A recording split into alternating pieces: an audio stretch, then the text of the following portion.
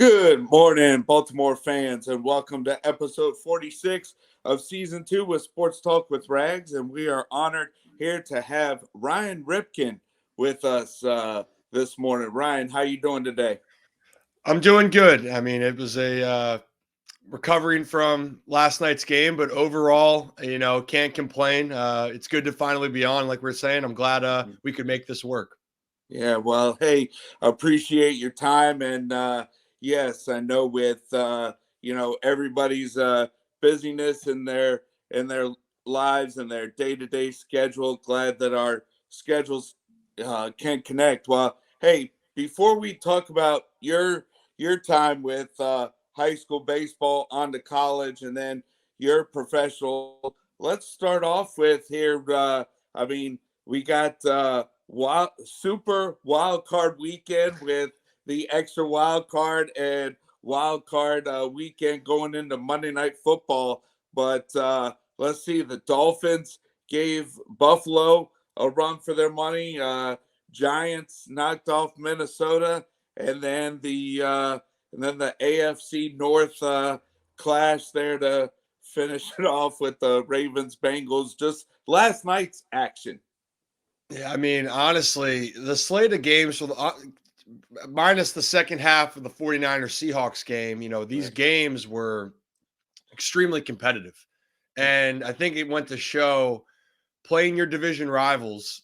And this is when you look at all the numbers, Dolphins heavy under two two touchdown two touchdown underdog, was the Dolphins, there against the yeah. Bills. So you know so so what reminds me of is these guys are professionals and they're competitors, and it's when people tell them that they can't do something, that there's no chance, you're always going to be surprised or you shouldn't be surprised with the effort that's put out, and no one knows you like your divisional opponents. So seeing the games like the Dolphins Bills was an extremely entertaining game, and last night with the Ravens Bengals, the Ravens played their heart out and really outplayed Cincinnati. And the only difference in the game really was the sneak fumble return for a touchdown. The Bengals made the big play, and that was the difference. Everyone would have thought if the Ravens were going to lose, it was because they wouldn't be able to score or do enough. And the reality was they could. They just didn't make the one big play.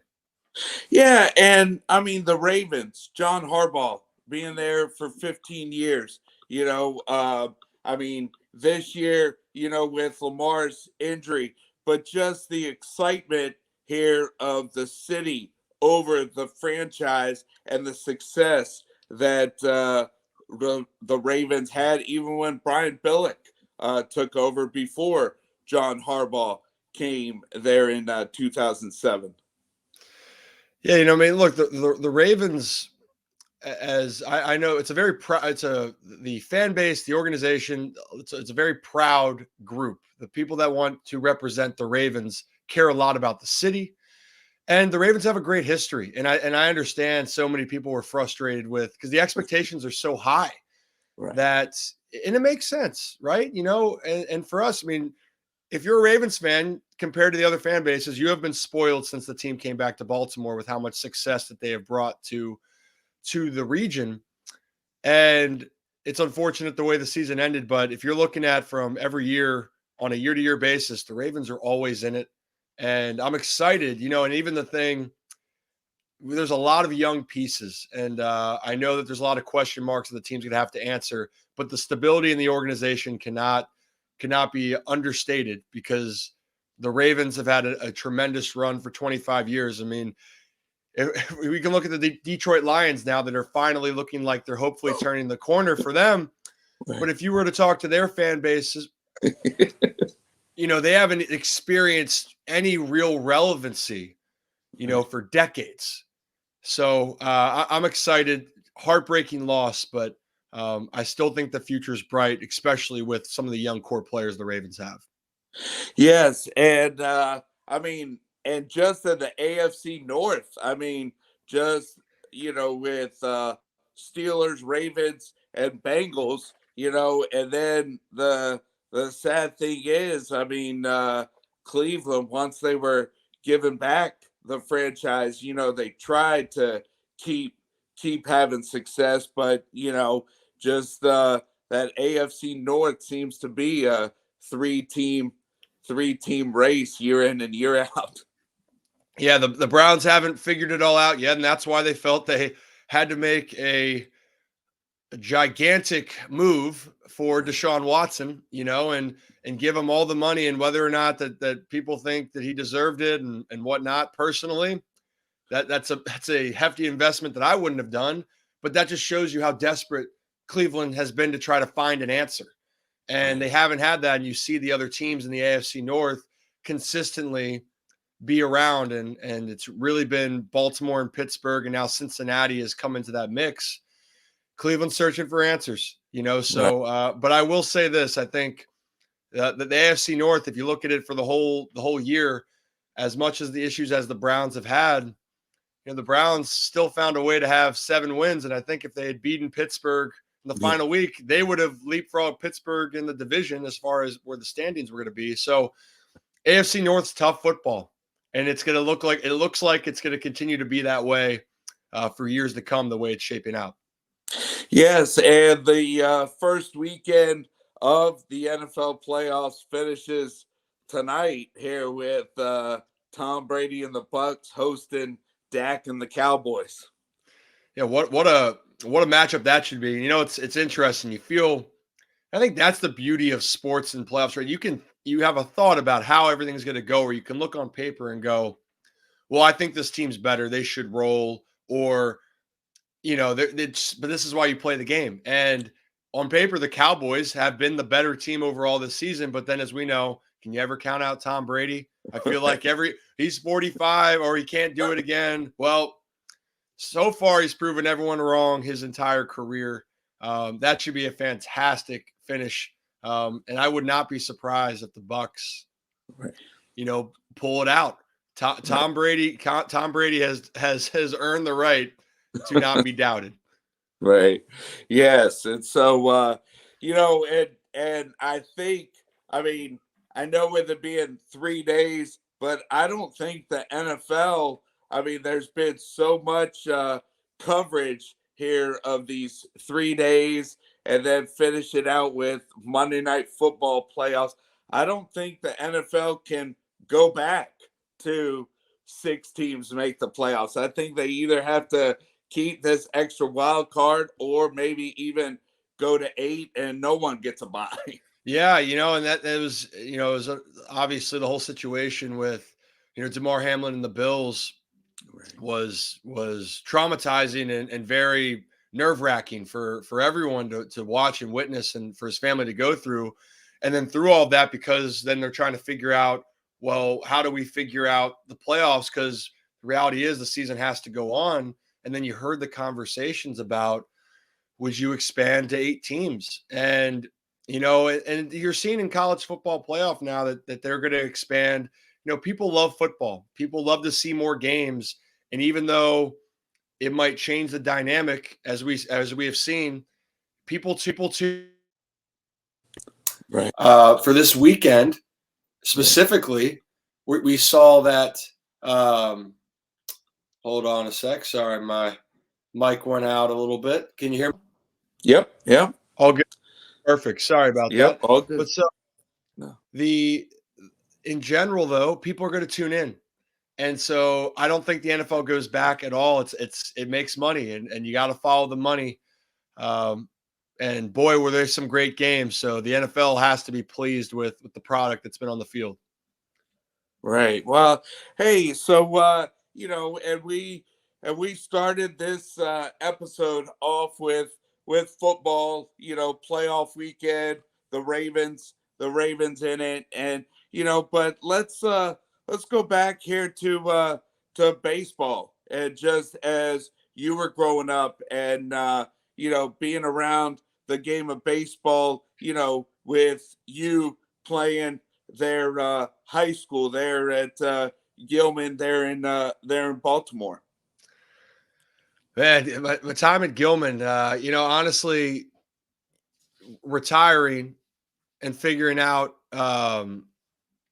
you know, you want to move forward with life or sorry, when you go through life Right. and you realize when you're taking a step back after I retired, you really relish in those moments. And that's Gilman was such a tremendous experience for me. I learned a lot about myself and honestly, those years of playing, and it was special because, my sophomore to senior years, I had an opportunity to be coached by, a Larry. close friend of the family. Hmm. Larry Sheets was my head Yes. coach, and Gavin is one of my best friends, his son.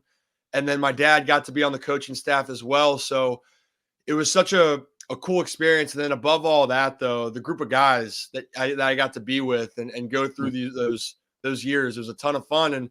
And for Gilman, I have a lot of pride to say that I was able to be a part of something where now Gilman baseball went from being irrelevant Right. to being a team that people are constantly keeping an eye out for season in and every season moving forward. Right. Now, my nephew goes to Gonzaga, private school there in DC. So would Gilman come, 45 miles and play, private schools in DC or just around Maryland? Yeah, so we would go and travel. We expanded, and we played. So every I think for 3 years we went down to Myrtle Beach, and we went Oh, down for spring yeah. break and played. Yeah. And then in the area, we try to play the best teams in the region. So we went down to DC. We played uh, went down and played Georgetown Prep. We had teams from Virginia. James River was a powerhouse that came to us, and so we got to play some really really good competition. And obviously too, for us, or fortunately for us, we played in one of the best conferences. Personally, and I'm biased because I Right. know Gonzaga they're in a great conference as well. Yeah. Um, but that we got to play in against Calvert Hall, Spalding, Loyola. We had a really really good baseball conference and a lot of Right. good teams. So it was a lot of fun and a lot of great stories too. Right. Yes, and I did see that Larry Sheets, coached, and I know with the connection there with your family, but also when you played professional baseball, I mean, my wife and I here, we live about 10 miles from Harbor Park. So, Mhm. definitely go to tons of Tides games and Tides, one. baby. Yes, yes. And one of our friend's son, played showcase ball with Gavin, and we ended up seeing Gavin here, AAA White Sox against the Tides right before he got the call up to I think it was right before Labor Day weekend. So Mhm. he played against the Tides and then got the call up there to the show with the White Sox. Yeah, it was funny. It was actually right. I remember exactly because I was obviously there in Norfolk, and we had plans to, hey, you're around for this time. We're gonna go to dinner after the game, or we're gonna go hang out after. And then all of a sudden, he texts me, he goes, "Hey, I'm leaving." I'm like, "Okay, all right." And I always joke with him too about, well, that's really selfish of you, but I'll let this go. If you weren't going to the show, we'd have a serious problem in our relationship. But he's a great guy. He works his butt off, um, and I'm so glad that he's gotten the opportunity with the White Sox, and I do believe that the best is yet to come for him. In his major league career. Yes, and I think when we saw him, I think it was like Wednesday or Thursday, and my friend's son who played showcase baseball with Gavin, there with the Tidewater Orioles. I mean, he was asking Gavin if his family was coming into town here with Labor Day weekend, but in the business of professional baseball, yeah, you might be AAA one day, and then right in that evening after the game, you know, get the get the assignment to, hey, you're being promoted. Yeah, I mean that's the thing. And it can go either way. It's just you feel, you can get called up, you can get sent down, you can get traded, you can get released, and for players, that's the reality, and it can happen in the blink of an eye. And when you have family and you try to coordinate with people coming into town, I can't tell you how many times I've seen, even personally experienced and then watched other people experience the logistics of all that. They have family coming in. Oh, by the way, oh, hey, you're getting called up or something happened and you have to redirect. And it happens so much. And that's a part of the business. It's part of what we sign up for. Personally, I did an interview with Spencer Watkins with the Orioles and Spence, when he got called up from Norfolk in 2021, he drove with us on the bus to Charlotte. And then in Charlotte, they go, hey, by the way, you're going to go to the airport now and fly to Houston. And then you're going to be on the taxi squad. So then trying to do all that. And then he goes to LA and they go, oh, by the way, we're going to activate you. So then to coordinate your family trying to get to the debut, it's pretty crazy. But it's a part of the business that some people like yourself, you understand, but a lot of people might not know that it can be, simply put, it can just be chaotic.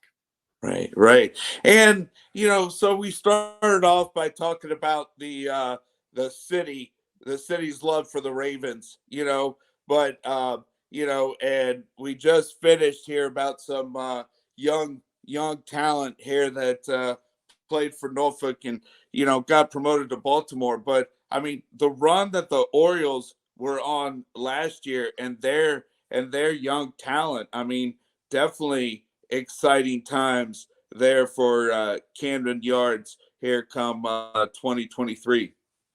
Yeah, it's been, it's a people love the Orioles. They always have. It's been deep rooted, and sometimes it felt like it was dormant over the last, if we're looking at the overall time period since the Orioles won in '83. It's the last time that they've been back to the World Series, and then there was a few times in the '90s where they had a legitimate shot.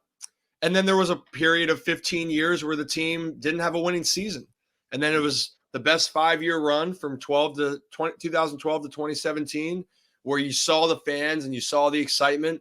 And then the blink of an eye, it was over. And then the Orioles are back in a rebuild. But the beauty, at least, of this is that people, that stayed around, people had faith. But now you saw in 2022 the hope of what this team can be moving forward. And credit to the front office that came in, led by Mike Elias. They've really brought in some great guys. They're developing the players. And now the Orioles look like they're on the verge of doing something really special, hopefully for years to come. Right. Yes. Yeah. And I certainly appreciate your time.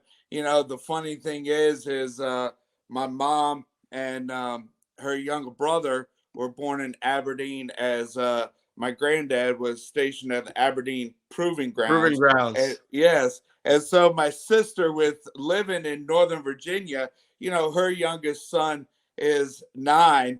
He's a third generation Orioles fan, and he never saw your dad play. But if you ask him today, who is your favorite player, he'll say Cal Ripken Jr. So the way that your dad played the game, I mean, there is all different ages. Saw him play, didn't see him play, but just a baseball fan.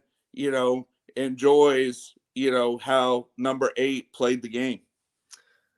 Yeah, and it's a testament, and I'm very proud of what, my father accomplished, and really just the whole side of, Cal Senior, my uncle, they all accomplished so much with their careers and, in their own paths. But, specifically for my dad, it's the beauty of he did so many tremendous things. And I think also playing for one organization his whole career resonated with a lot of people in the area. And you can see that. I feel like, honestly, the people that even loved Derek Jeter for all those years, I think it meant even more that he was a Yankee the entire time. And just like it meant for my dad being an Oriole. And it's really great to see people appreciate what he accomplished even many years after he was done playing, and that just goes to show that people do love the game, and if you do a lot of things right, people will take notice. So it's great to see 22 years after he retires that people, even if they never watched him, still really really appreciated the type of player he was. Right. Yes. And my nephew, he's in fourth grade now, but last year ended the school year with a project of a book report, and I think he was the only one in his class that not only did one about a baseball player, but definitely shared to his class and teacher here about his favorite player being Cal Ripken Jr. Yeah, it's just like I said, it's cool to see. And I will say, for me growing up, Cal Ripken Jr. was my favorite player growing up, Right. but he wasn't my favorite player because of what he was doing on the field. He was my favorite player because he was my dad, and Right. or is my dad, I should say. Right.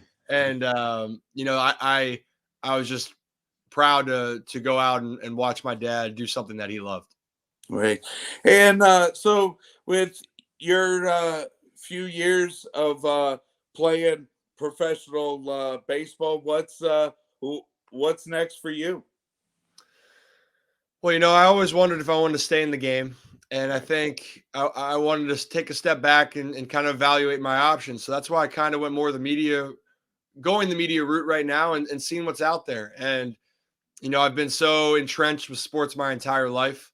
And, been avid football fan, watch a ton of football, played basketball just as much as I played baseball growing up. And for baseball, obviously, it's kind of ingrained in my mind, so I feel like I know it like the back of my hand. So I wanted to explore about if there's in the sports media realm and see where that goes. Now, time will tell. What could happen.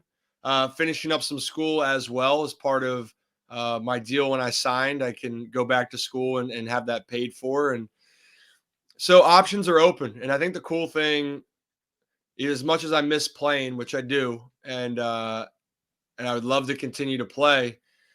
Just the right opportunities to move forward in the next chapter of life. And I think I'm going to see, or what I'm finding out in life, what I think might be the case. I might find out that there's something else that maybe was never on my mind. But for the meantime, you'll see me on social media.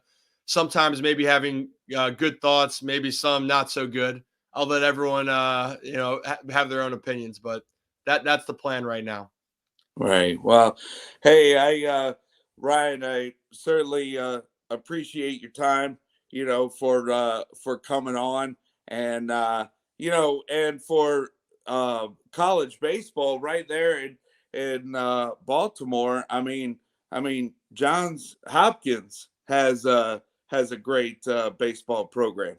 They really do, and I think it's more slept on because all you're going to think about is more the Division One, and but Hopkins consistently, has put out a good team. And what first off, it's a great school, but they really do have a good program. And like I said, I'm always pulling for the local teams, even Right. if I don't have any specific ties. It's always great seeing the teams around the Baltimore area, have success. So like Hopkins and many of the other schools, I'm always hoping for success for them.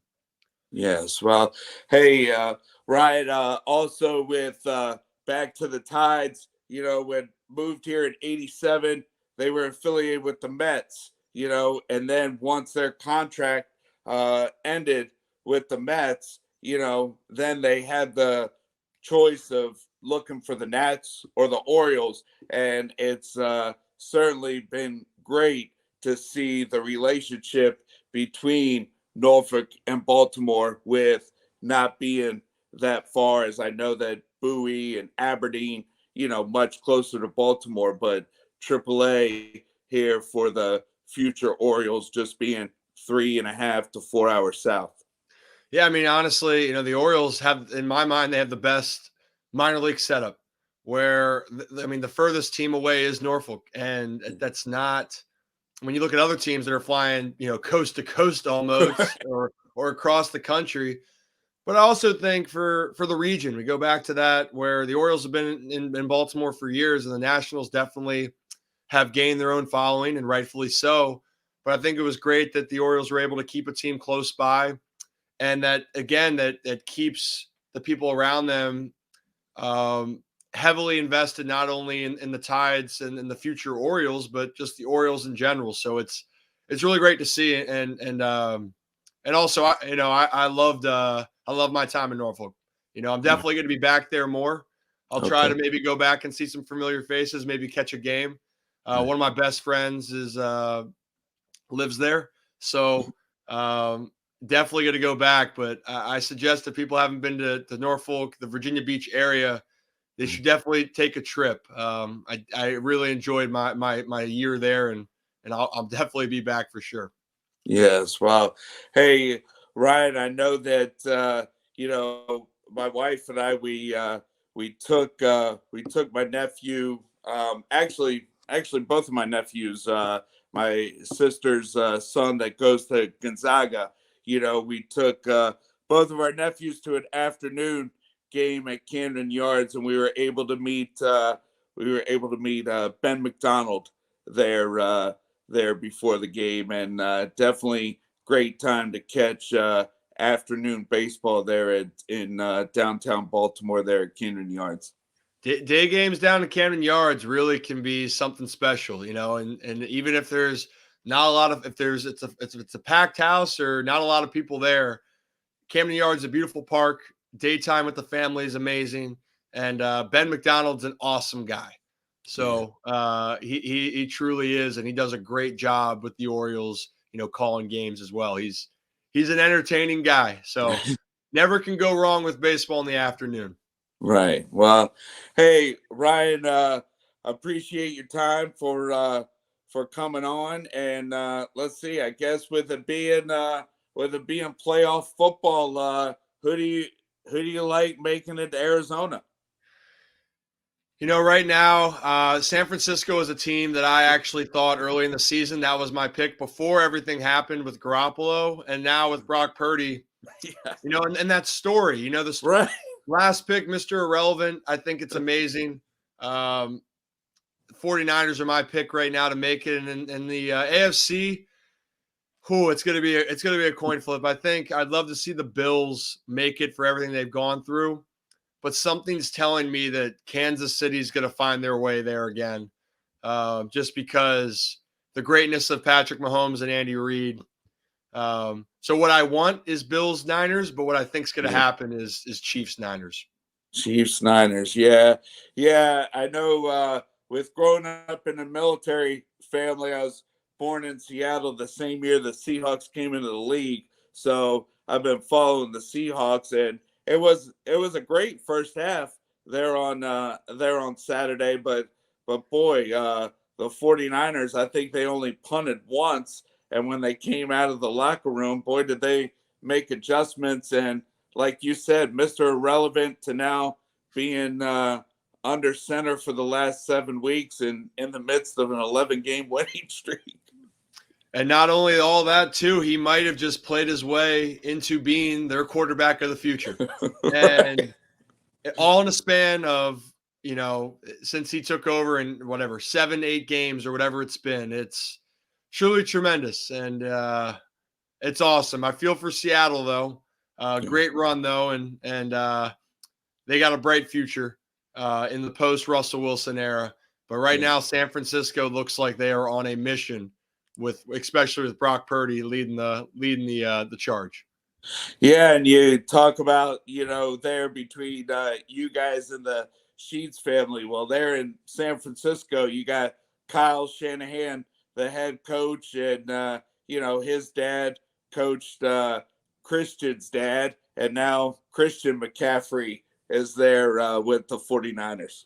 So everything it's funny how life can come full circle sometimes, and Right. it definitely is out there. I'm sure both families are very ecstatic about I know the Niners faithful is very ecstatic that McCaffrey is on their team, but it's a cool thing to see, and it reminds you that there can be some nice moments in life, and that's got to be one of them for their families.